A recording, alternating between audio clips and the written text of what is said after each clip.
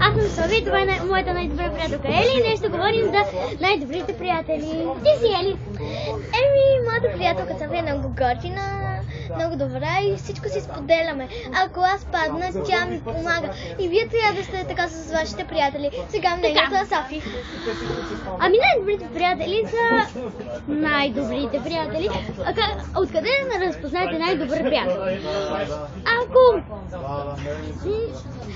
паднете или нещо от този сорт стане, значи и някой ви помогне, значи той иска да ви бъде най-добър приятел или нещо от този сорт. Така.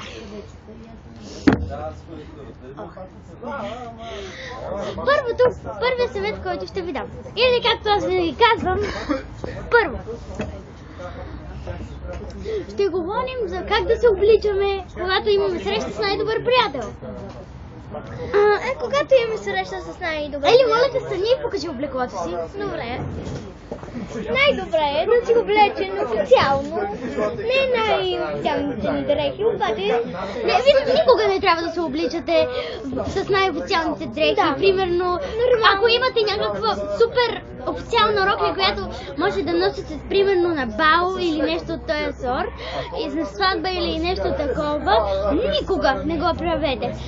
Носете такива рокли, когато отивате на парти, на купон, на бал, на парти. Да.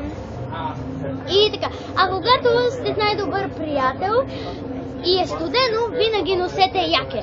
В момента ние сме в сладкарница неделя и снимаме този клип. Да, все пак. И второ, какви прически да се правим, когато сме с най-добрите си приятели? Трябва да сте срещани, да имате по една прибичка. Защото все пак отивате на публично място. Или да сте вързани на една опашка и да сте така. Или просто пусната коса с една прибичка. Нормално облекло.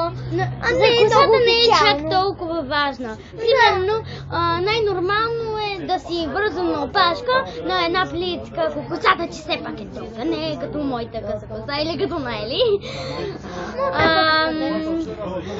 И така, другия път, когато съм с моята най-добра приятелка Ели, ще ви покажем как да си направите ето такава лицева гривна и до скоро! Чао!